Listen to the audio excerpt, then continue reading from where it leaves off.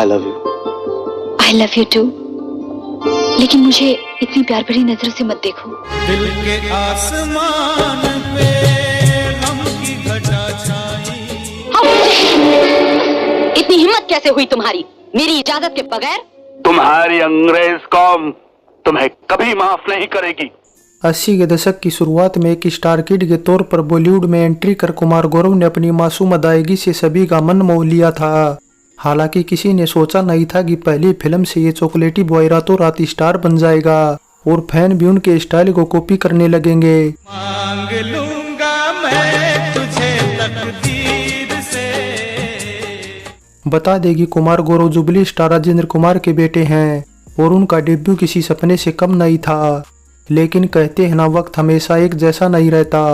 कुमार गौरव का भी वक्त बदला और धीरे धीरे उनका करियर ढलान पर आ गया, क्योंकि 1981 में डेब्यू फिल्म लव स्टोरी की अपार सफलता के बाद आई तेरी कसम स्टार और लवर्स बॉक्स ऑफिस पर बुरी तरह फेल हो गई थी।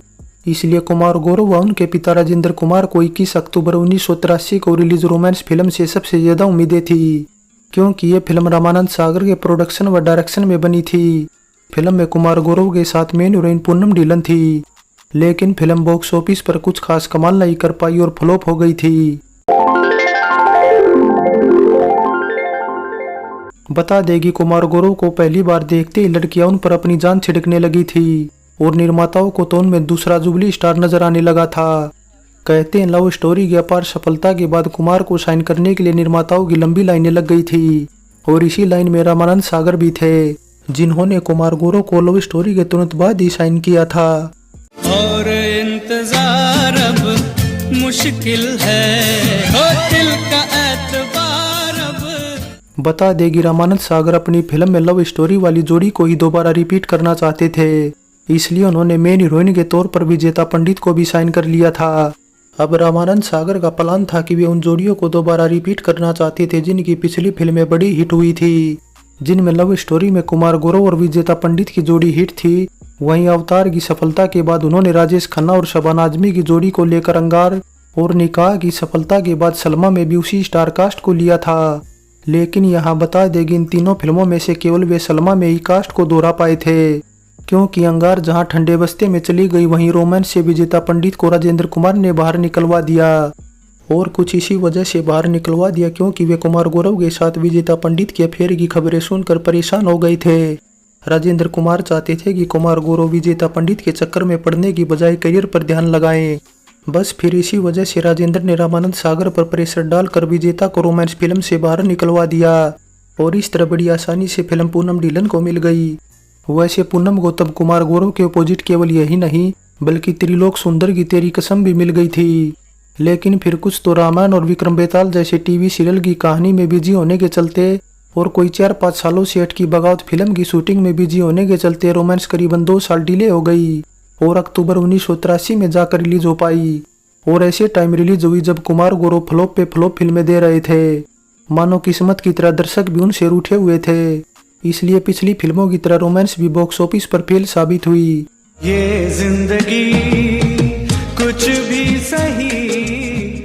अब सवाल ये उठता है कि रामानंद सागर ने इस फिल्म को क्यों बनाया। तो बता देगी 1976 में आई चरस फिल्म के बाद से रामानंद सागर की जिंदगी में कई तरह के बदलाव आए थे, क्योंकि एक तो उन्होंने रामायण को टीवी सीरियल के तौर पर बनाने का फैसला किया और उसकी कहानी में वे काफी बिजी रहते थे और फिर ऊपर से वे करियर में अब थोड़ा अलग हटके रोमांटिक फिल्में बनाना चाहते थे जैसी वे 50 और 60 के दशक में बनाते थे, क्योंकि ऐसी फिल्में कम बजट में बनकर ज्यादा मुनाफा देती थी। लेकिन 80 के दशक में रामानंद सागर का यह आइडिया फ्लॉप साबित हुआ और रोमांस के बाद 1985 में आई उनकी सलमा फिल्म भी बॉक्स ऑफिस पर कुछ खास कमाल नहीं दिखा पाई, जिसके बाद हार कर रामानंद सागर ने खुद को टीवी सीरियल की दुनिया को समर्पित कर दिया और विक्रम बेताल, रामायण, अली फलला और श्री कृष्णा जैसे कई पॉपुलर हिट सीरियल बनाए। खबरों की माने तो रामानंद सागर ने रोमांस फिल्म का प्लान राजेश खन्ना व रेखा के साथ आई प्रेम बंधन फिल्म के बाद 1979 में बनाया था और तब इसे प्रेम बंधन के ही प्रोड्यूसर रेवती रामनंदा प्रोड्यूस करने वाले थे। वहीं मेन कास्ट में रामानंद सागर ने राज बब्बर, रीना रॉय और रंजीता कौर को साइन किया था, लेकिन फिर कुछ वजहों से रेवती रामनंदा ने फिल्म से हाथ पीछे खींच लिए, जिसके बाद रामानंद सागर ने इसे खुद की होम प्रोडक्शन में बनाने का फैसला किया। इसके अलावा कुछ खबरें तो यहाँ तक बताती कि रामानंद सागर एक टाइम रोमांस फिल्म से ही कुमार गुरु को लॉन्च करना चाहते थे, लेकिन राजेंद्र कुमार ने इनकार कर दिया क्योंकि वे कुमार गुरु को अपने ही होम प्रोडक्शन से लॉन्च करना चाहते थे। हमारे हिंदुस्तान में कोई अच्छा काम करने से पहले हम अपने बड़ों के पांव छूकर आशीर्वाद लेते हैं। वैसे यहाँ ये भी बता देगी राजेंद्र कुमार से जुड़े करीबी लोग बताते हैं कि वे कुमार गुरु को 80 के दशक के पुराने मेकर्स के साथ फिल्में करने के लिए मजबूर करते थे और रामानंद सागर उन्हीं मेकर्स में से एक थे जिनके साथ राजेंद्र कुमार ने जिंदगी, आरजू, गीत और ललकार जैसी फिल्में की थी। इसलिए शुरुआत में कुमार गुरु को साइन करने के लिए निर्माता राजेंद्र कुमार से ही बात किया करते थे।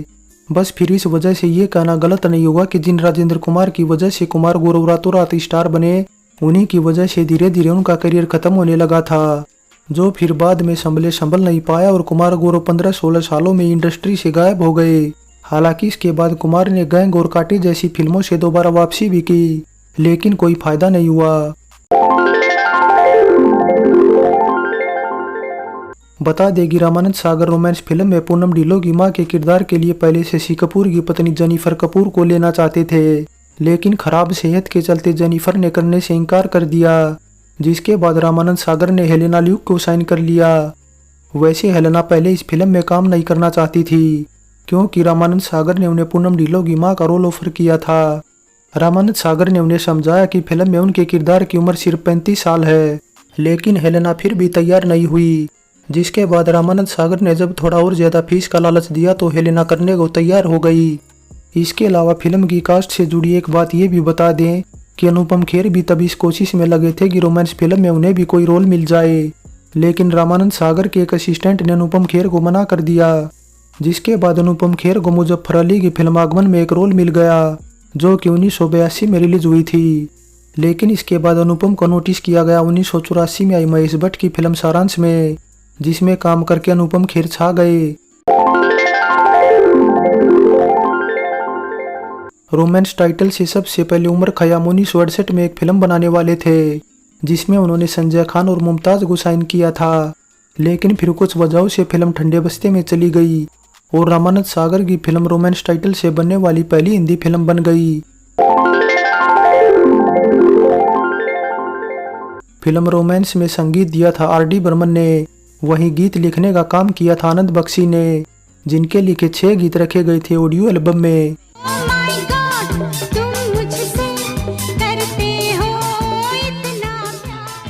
अब बेशक रोमांस फिल्म बॉक्स ऑफिस पर कुछ खास कमाल नहीं दिखा पाई, लेकिन इसका गीत संगीत हिट था, जिसमें दिल के आसमान पर गम की घटा छाई जहां सबसे पसंदीदा गीत था वही मांग लूंगा मैं तुझे तकदीर से और इंतजार अब मुश्किल, ये जिंदगी कुछ भी नहीं और ओ माई गॉड जैसे गीत भी लोगों को पसंद आए थे। प्यार की दुश्मन है ये सारी खुदाई। वैसे यहाँ एक बात यह भी है कि रोमांस रामानंद सागर की इकलौती ऐसी फिल्म है जिसमें बर्मंदा ने संगीत दिया है, और यही वो वजह है कि हमें एक कार चेज वाले सीन में 1979 में आई फिल्म द ग्रेट गैम्बलर वाली थीम सुनाई दे जाती है। बता देगी द ग्रेट गैम्बलर में भी संगीत R.D. बर्मन ने ही दिया था। इसके अलावा रोमांस के गीत संगीत से जुड़ी एक बात यह भी है कि लव लव गीत को सुषमा श्रेष्ठा के साथ मिलकर महेंद्र कपूर और चंद्रशेखर गदगिल ने गाया था, लेकिन लेबल कंपनी म्यूजिक इंडिया की गलती की वजह से एल्बम पर मन्ना डे और आशा भोसले का नाम छपा नजर आता है। दिल की फरियाद है।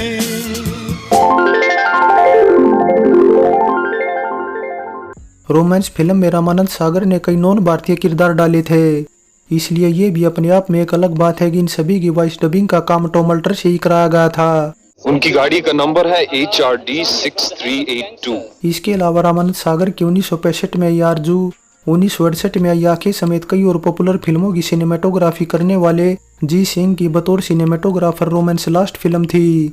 ये कैसा मजाक है? मैं देखना चाहता था अगर मुझे कुछ हो जाए तो तुम्हें कितनी चिंता होगी।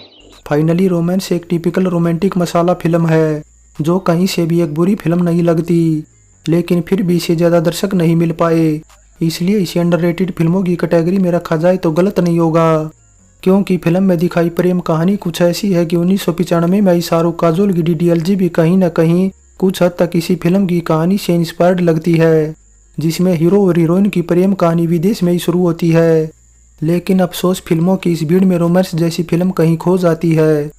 सो रोमांस फिल्म पर हमारी ये पेशकश कैसी लगी नीचे कमेंट कर बताएं। अच्छी लगी है तो लाइक करें और चैनल को सब्सक्राइब करें।